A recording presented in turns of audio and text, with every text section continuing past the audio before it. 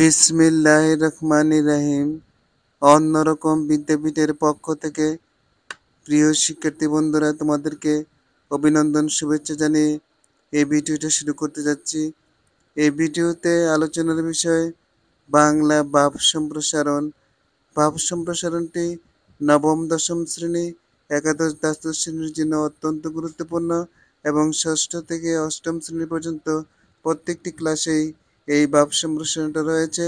প্রিয় শিক্ষার্থী বন্ধুরা, আমাদের ভাব সম্প্রসারণটার মূল বিষয় হলো স্বদেশের উপকারে নাই যার মন, কে বলে মানুষ তারে পশু সেজন। স্বদেশ বলতে আমরা বুঝি নিজের দেশ। নিজের দেশের প্রতি যার মমত্ব নেই, নিজের দেশের প্রতি যার দায়িত্ব নেই, সে কখনো মানুষ হতে পারে না। কবি এখানে তাকে বলেছেন পশু হিসাবে। আমরা এই ভাব সম্প্রসারণটার মূল ভাবটা লিখছি এইভাবে: স্বদেশ হলো নিজের দেশ।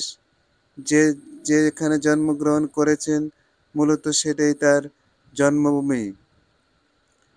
জন্মভূমিকে ভালোবাসা একটি পবিত্র দায়িত্ব। যারা নিঃস্বার্থভাবে দেশের প্রতি জন্য কাজ করে তারাই মহৎ মহৎ প্রাণ।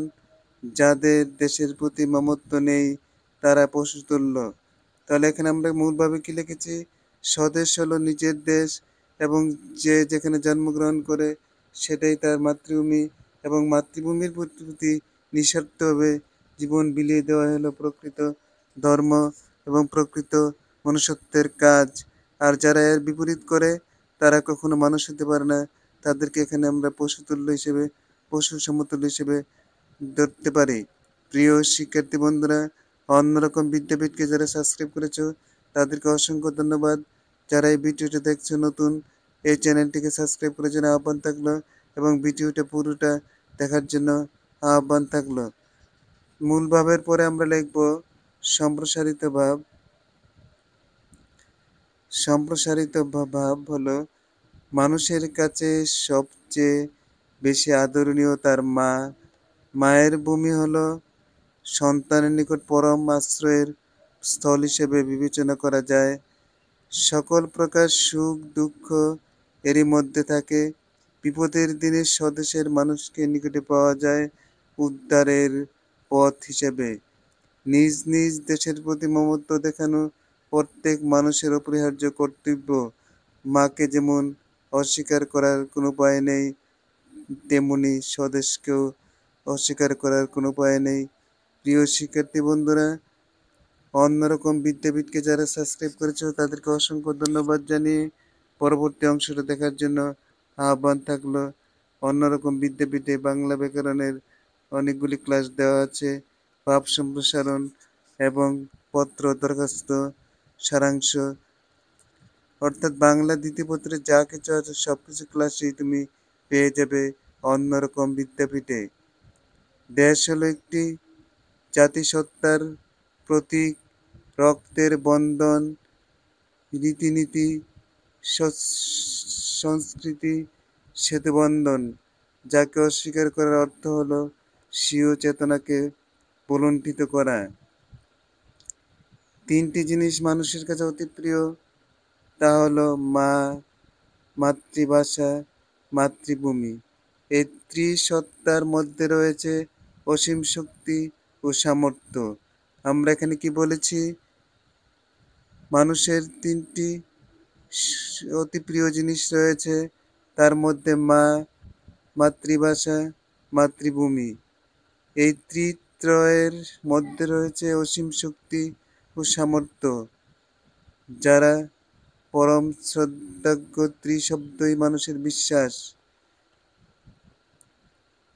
এই বিশ্বাসের ব্যত্যয় ঘটলে নেমে আসে চরম অধঃপতন। নিজের দেশের জন্য যে মানুষ স্বীয় জীবনকে পর্যন্ত অকাতরে বিলিয়ে দেয়, দেশের জন্য মানুষ নিজের জীবনকে পর্যন্ত বিলিয়ে দিতে দ্বিধাবোধ করে না।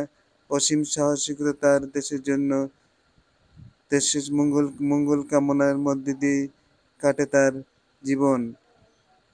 দেশ তাকে কি দিল বা না দিল সেটা তার কাছে গৌণ। দেশের জন্য কাজ করে যাওয়াটাই তার কাছে নিকট মুখ্য হয়ে দাঁড়ায়।